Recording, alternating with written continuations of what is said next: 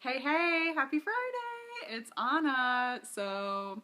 I have to laugh at myself because I decided to do this video on dealing with perfectionism. Um, and I was looking at myself in the mirror and was like, oh my gosh, my hair is wet. It looks bad. I need to dry my hair and do my hair before I go live. And then I was just like, Anna, stop it. That's like your inner perfectionist piping up. You just need to hit the button and talk to your people. So, hello, Amanda. Facebook just told me this was my 100th broadcast, and I do not believe that is correct. I don't believe I've done 100 live videos yet. That seems like a lot. But anyway, I hope you're having a great Friday so far. I've been dealing with some stuff this week where I have been resisting and procrastinating some really big projects that really mean a lot to me, and the type of projects that are kind of like linchpin projects or like push goals, as Chalene Johnson would say, where if I get this one thing finished, it'll kind of like allow a lot of other smaller goals to happen too, and it'll kind of make me feel so much better because I'll feel like I'm unblocked and can actually move forward in all the directions I want to go. And so it's like this big project that I think I'm just like blowing it out of proportion in my head. So I want to make a video because a lot of the women I work with and talk to are also fellow perfectionists. And just in case you are too, just in case you are feeling like you are resisting something in your life right now, or you feel like you're holding yourself back, or you're overanalyzing, or you're getting stuck in your own head, and you're just like sick of being paralyzed and sick of holding yourself back and sick of letting your inner perfectionist run the show, and you're ready to move forward but you don't really know how, so you just keep beating yourself up and feeling unproductive and putting on all this pressure and trying to force it to happen. You know, it's like it ends up putting you into this downward spiral and you just like make it all worse. So if you're a fellow perfectionist and you beat yourself up, raise your hand. This is our support group right now, and you can tell I'm like, I keep peeking at my hair and playing with my hair because I want to look perfect for this video. It's hilarious.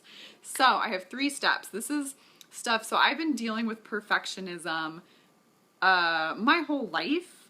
The very first memory I have of perfectionism, like creating anxiety in me, was in first grade when I was 6 years old. And when I was 6 years old, my family we had this brand new house that we had built in central Illinois, in Dunlap, Illinois, for those of you who grew up with me. And it was in a brand new subdivision, so we were only like the 3rd or 4th house to be built there. And so the first day, it happened to me 2 years in a row. The first day of kindergarten and then the first day of first grade, the school bus missed me because the school bus didn't know that the driver didn't know that the route had updated and that she had to drive through my neighborhood. So the school bus missed me the first day of school 2 years in a row. And kindergarten and first grade are 2, I think, pretty huge years when you're a little kid, because it's like the first time you're starting to go to real school. And, you know, kindergarten is scary, but it's still kind of like playtime. But first grade is when you're legit, where you have like a desk. And you have like, you know, you're going to school and you're like learning subjects instead of just playing. So the bus missed me. So my mom had to drive me to school, and I'm the oldest child. So this was my parents' and my mom's first experience of having a first grader. And, you know, none of my younger siblings were in school yet. They were still either in preschool or in diapers. So, hey, Ariel. And so my mom drove me to school, so I showed up to school on the very first day of first grade with my backpack full of all of my supplies. And so I was obviously a little bit late, which wasn't a huge deal. But here's the thing. I was late enough that all of the other students had already settled in. They'd already found their desks, and they'd already put all of their school supplies away in their desks. And my teacher, her name was Miss DeFries. See, I remember this so vividly. Like I said, this was the very first time I remember having anxiety, and remember like having my perfectionism flare up. And so I remember all these details. Her name was Miss DeFries. It was her very first year teaching. So that means she was like 22 years old, straight out of college. It's so funny because she just seemed like such a big adult back then. And she was super sweet. She was full of creative ideas. She had made us little drawers for that top section of our desks out of one of those like flat boxes, cardboard boxes that canned goods come in. So we got a little drawer. So I came into school and I didn't know what to do because I had missed the instructions and I didn't know what I was supposed to do with all my school supplies and I didn't know where I was supposed to put them. I was afraid of messing up. I was afraid of doing something wrong. I was afraid of putting my supplies in the wrong place. And I just remember being paralyzed and I almost started crying because I was so overwhelmed because I didn't want to mess up.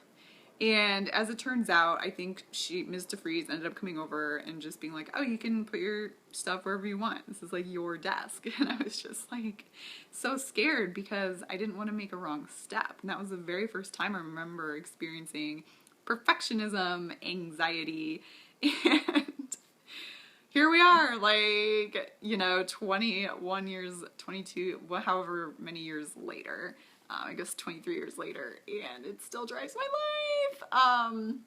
But luckily, especially over the last few years, I've just become more aware of perfectionism and when I'm resisting things because I want it to be perfect and when I'm holding myself back. And I've learned some self-care coping strategies to help me take the pressure off when my perfectionism flares up and also move forward through the resistance so I can actually get stuff done, right? So I don't just like sit back and end up, this just like terrified mess on the couch accomplishing nothing. So this is how I've been able to make shit happen in my life and work with my perfectionism.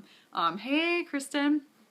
So I have 3 steps and I'm sending this out in my newsletter today. So if you are part of my newsletter, you're going to get these steps in your inbox, as well as a little bit more backstory on what I'm working on behind the scenes. If you're not in my newsletter, you can sign up by going to bit.ly, bit.ly / capital A, capital M, capital N, A, and blah, blah, blah, AML news.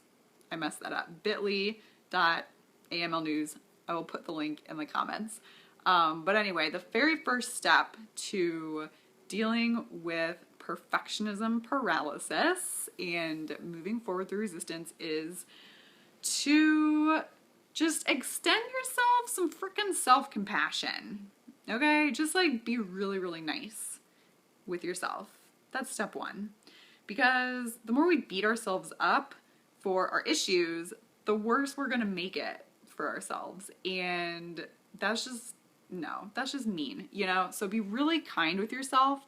And instead of beating yourself up for not being as productive or for not accomplishing your to-do list or not being able to force yourself to do the scary things you want to do, just like imagine that you're treating yourself like you would treat your best friend if they were struggling with this right now. And just be really nice to yourself.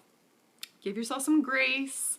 Don't cut yourself slack because you still need to get it done, but just like be really nice to yourself and say, no matter what happens, it's going to be okay. You can do this. You can do hard things. Give yourself the pep talks. And just like remember that no one's going to die. Like this isn't a life or death scenario. So stop being so hard on yourself and just cut yourself some grace. Cut yourself some grace and compassion. So that's step 1. Step number 2 is stop trying so hard. So this is kind of counterintuitive, right? Like when we're trying to do something, I want you to stop trying. I want you to stop trying to force it to happen. How many times have you had this huge to-do list or this huge goal, whether that's like whatever you want to work on, and you're just like burned out because you've spent so much mental energy building this up in your head, and you're just like so burned out that you're running on fumes and you just feel like you have to push through, and you're like with, especially as women, this is something I know that we struggle with, is like forcing ourselves to push through and put everything else on the front burner.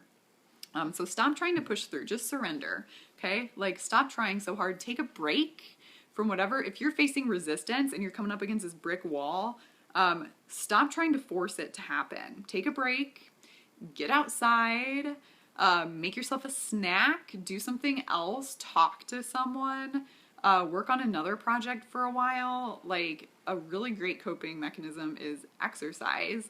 I love working out because, especially outdoors, like if you can get out for a walk or a run outdoors, it just like gets you out of your head and into your body. And especially if you're outdoors, you're literally regrounding yourself to the earth and literally reminding yourself, I'm grounded, it's gonna be okay, don't be afraid. So just like take a break, stop trying so hard, stop trying to push through and just surrender. Because as soon as you stop trying to force this, whatever you're resisting, as soon as you stop trying to force it to happen, you're gonna relax and you're gonna tap into this like deeper, calmer, real version of yourself, and you're gonna remember why it's so important in the first place, and you're gonna remind yourself that it's not a big deal, and you're going to inspire yourself to come back to it with fresh energy. Hey Katie, what's up? So that's step 2. So to recap, if you're just getting on, step 1 is to extend yourself some epic self-compassion. Step 2, take a break, stop trying to force it, and just like relax. Wait for the energy and the inspiration and the alignment and the flow to come back to you. This is something, my favorite podcast, The Lively Show, this is something that Jess Lively's been talking about, is finding alignment, getting in alignment before action. You take action on something. You know, we like wait for inspiration to strike, especially with like something like working out. It's like, oh, I'm not motivated, so I'm going to wait until I'm motivated until I work out. Or I'm going to wait until I'm inspired to do this. And we can't do that, or we're never going to accomplish anything. So you have to be proactive in getting yourself in the right mood and in the right alignment. Yeah, it's like getting in the mood. It's like, you know what, it's like you have to like build yourself up and get yourself in the right mindset. And so just like take care of yourself. And then the last step 3, when you are resisting something and when you are blowing it out of proportion and procrastinating, it means that you are taking yourself way too seriously. And so step 3 is to make it fun. Make it as fun as possible. Whatever it is you're blowing up and making into a big deal, ask yourself, okay, like how can I take the pressure off and make this more fun? Whether that is blasting your favorite music, lighting a candle, decluttering your desk is a great way to find and create inspiration, or calling a friend, or getting together with a friend to work together or work out together. Or, just like, what are some ways you can reframe this big scary thing, so that's more fun and it's more pleasurable and it makes you happy and it's going to make it a lot easier. So those are my 3 tips for overcoming perfectionism paralysis. If you struggle with this, or if you liked this video, please hit share it with your people, because we need to share this message that perfectionism isn't a curse. It's actually not a bad thing. So it just means we care a lot about what we do.